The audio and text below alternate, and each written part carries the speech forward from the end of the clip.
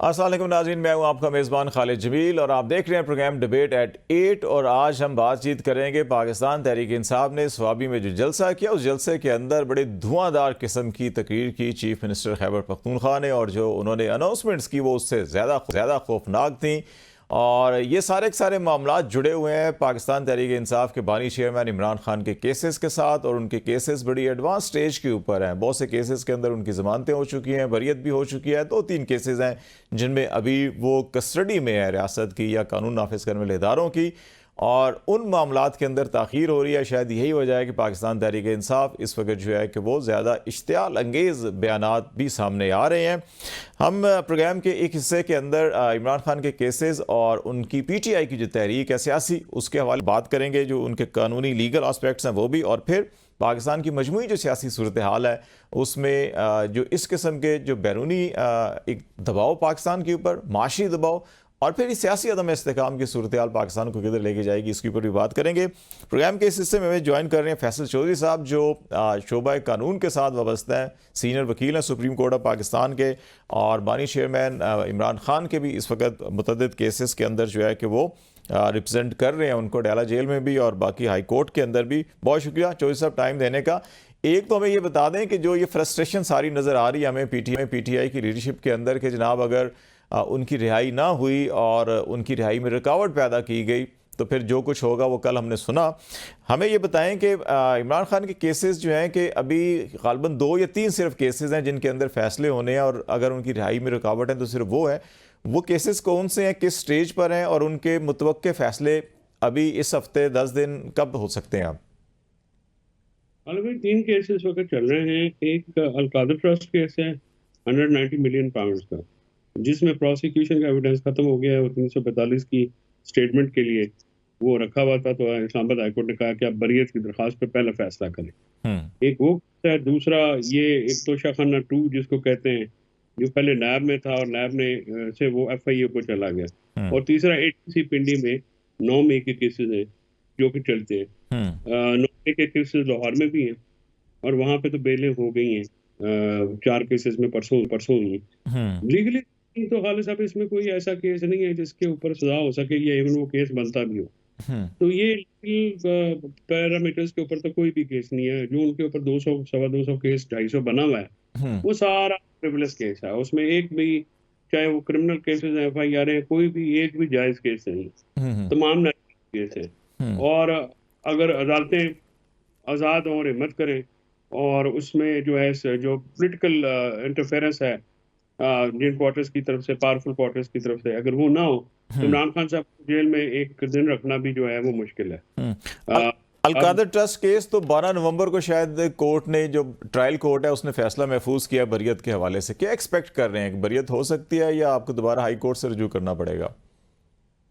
नहीं, Al-Qadir trust case में तो बरियत की अब 12 नवंबर को अब आता है। देखिए, अदालतों के जो जज है ना, जो ट्रायल कोर्ट्स के जज हैं, अगर आप मुझसे अपनी जाती ओपिनियन मांगेंगे, बल्कि जाती क्या, बिल्कुल फर्म मेरी ओपिनियन है, वो अंडर प्रेशर है और सामने नजर आता है किसी दबाव के तहत काम कर रहे हैं। उनके जो जेल के अंदर ट्रायल है वो भी बड़ा कंट्रोल्ड माहौल में चलता है। उसमें मर्जी के बंदे जाने दिए जाते हैं, मर्जी के बंदे रोक लिए जाते हैं, साफियों में भी पिक एंड चूज किया जाता है। और अब तो देखें, अब इतना खौफ है अभी भी, उसकी उनकी तस्वीर जो है वो भी नहीं नजर आने देते, उनकी अल्फाज जो है। अब जेल के अंदर है, वो ट्रायल हो रहा है, तो जेल के अंदर जो गुफ्तगू होती है साफियों के साथ, वो आप लोग रिपोर्ट नहीं कर सकते। इसमें कोई हुक्म नहीं है कोई ऑफिस, लेकिन अनअनाउंस किसी क्वार्टर से तो दबाव है ना कि आप लोग आप तो का नाम ले रहे हैं इमरान खान साहब का, आपके 98% 99% साफियों को तो वो बानी बानी कहते रहते हैं। तो मतलब ये जो प्रेशर है साफियों के ऊपर, जाहिर है, तो लेकिन साफी कबाई काम कर रहे हैं, इसमें उनकी तारीफ और तहसीन भी करना बनती है कि इस प्रेशर में वो जो भी रूम है उसमें आवाज उठाते हैं। तो वो खान साहब को लीगली जेल में रखना तो बहुत बड़ा चैलेंज है। लेकिन क्योंकि सियासी है, प्रोसिक्यूशन है, पॉलिटिकली मोटिवेटेड केसेस हैं, तो लिहाजा मुझे लगता है कि ये हुकूमत जो है ये आसानी से खान साहब को बाहर नहीं आने देगी।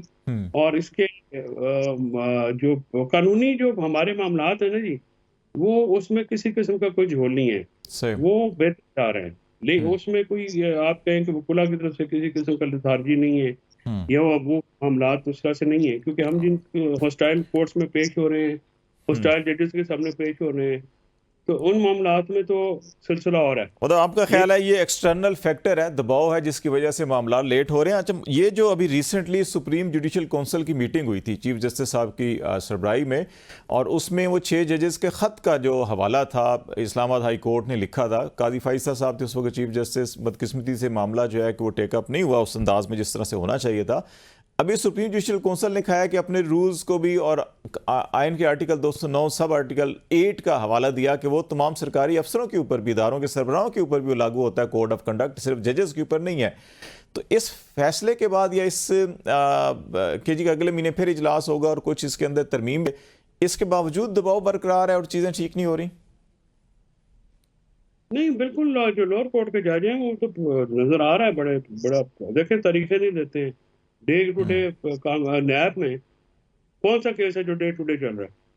देखिए ना, ये आपने अगर जो देखना होता है, वो तो देखना ये होता है ना कि खालिद साहब के बाकी लोगों के साथ क्या ट्रीटमेंट है, जो सही। डिस्क्रिमिनेशन है या जो आपके के इम्तियाजी सलूक है, उस वक्त होता है ना। बाकियों के केसेस आप देख लें, मसलन नवाज साहब का जो केस है, उसमें एक केस ये है कि जी आपने वो जो तोशाखाना में से गाड़ियां जरदारी ने और नवाज शरीफ ने ली अर्जा नरखों पे, बिल्कुल इतनी की सुजुकी ऑल्टो नहीं होती जिसमें BMW बुलेट प्रूफ और मर्सिडीज इन्होंने ली। और गाड़ियां लॉ भी नहीं है लॉ के तहत। हाँ, अलाउ भी नहीं थी उस वक्त। तो अब वो क्या कि वो कहाँ पे केस चलेगा, उस पर 15-15 दिन की डेट चढ़ी जाती है। और अगर जब इमरान खान साहब को टॉर्चर करना होता है, उनके ऊपर दबाव डालना होता है, उनको ब्रेक करने की कोशिश होती है, तो 21-22 दिन उनसे मेल मुलाकातों पे पाबंदी लगा दी जाती है, ठीक है, और वरना नहीं तो डे टू डे चला जाए। तो ये सलूक जो है नजर आता है ना, कि जज को अगर हम ये कह रहे हैं कि तारीख दें जी, वकला जो हैं वो बाकी वकला जो हैं उन्होंने पेश भी होना होता है, किसी और केस में भी अगर जाना हो तो वो नहीं देते। लेकिन अदर देन के जब ऊपर से 9 मई के केसेस लाहौर में आपने कहा जमानत हो गई, पिंडी में रहता है ये मामला जो है, जो अभी रिसेंटली जो जी अभी recently chief justice of Pakistan ने एक और बड़ी अहम मीटिंग की थी 7 नवंबर को, और वो इंसदाद दहशतगर्दी के जो जजेस थे, एडमिनिस्ट्रेटिव जजेस, उनकी मीटिंग थी, और उसके अंदर भी उन्होंने डायरेक्शन ये दी थी कि आप कानून के मुताबिक तो गालबन 2-2.5 महीने के अंदर केस निपटा देना चाहिए, 30 दिन में तहकीकात मुकम्मल करें, रिपोर्ट पेश करें, डेली हेयरिंग करें, 2 इल्तवा से ज़्यादा इल्तवा ना दें और फैसला करें। ये कानून है सादा सा। अभी 1.5-2 साल हो गए आपके तमाम लोग जेलों के अंदर हैं और उनके चालान क्या तहकीकात ही मुकम्मल नहीं हुई। तो उस सुप्रीम कोर्ट के इस फैसले के बाद समझते हैं कि चीज़ें कुछ स्पीड अप होंगी? नहीं, ये तो केस सारे एक्विटल के केस है ना जी, इसमें तो किसी किस्म की सजा का तो चांस है नहीं, ये तो कहानी है सारी। मतलब जो सबूत है, खान साहब और PTI की लीडरशिप जो उस वक्त की लीडरशिप थी, उनके खिलाफ ये है जी कि एक पुलिस वाला जो है वो इनकी मीटिंग में चला गया और उसने भेस बदल के वहां पे सारी बात सुन ली। अब इसको मतलब सर पे हाथ मारे या दीवार पे सर मारे, क्या करे? लेकिन उस पे वो जो 164 के बयान सदाकत अब्बासी और उमर तनवीर भट्ट के जो मार के उनका वो लिया, उनको बेचारों का हथियार नशर करके वो लिए, उन्होंने वो रिट्रैक्ट कर लिया। उन्होंने कहा जी हमने तो कोई ऐसा बयान भी नहीं दिया, ठीक है, और सबको के दरमियान में साइन हुए हैं और बयान जो है नीचे चलता आ रहा है। तो खाली सब कोई साइन लेते रहे ना, तो वो आप बयान की कॉपी लीजिएगा अपने रिपोर्टर से, कह दें नहीं तो मैं भेज जो सब पंजाबी च कहते हैं ना कि लंबी छोड़ना, तो लंबा बयान बनाते जनाब को लंबी छोड़ गए तो साइन तो आगे निकल गए। दोनों ने रिट्रैक्ट कर लिया है, तो उनको अब उनके बयानात जो हैं उन पे नहीं है, जो चालान की कॉपियां जो पढ़ी जा रही हैं उसमें ये लिखा हुआ है, और अब को मुल्जमान की फिर इसमें रख लिया। चले जरा ब्रेक लेते हैं, जोसेफ ब्रेक ले लेते हैं, ब्रेक के बाद वापस आते हैं तो थोड़ा सा इसका जो सियासी पहलू है उसके ऊपर भी बात करते हैं। फैसल जोसेफ हमारे साथ हैं, वानी चेयरमैन, इमरान खान के वकील। ब्रेक के बाद बातचीत जारी रहेगी, हमारे साथ रहेगा।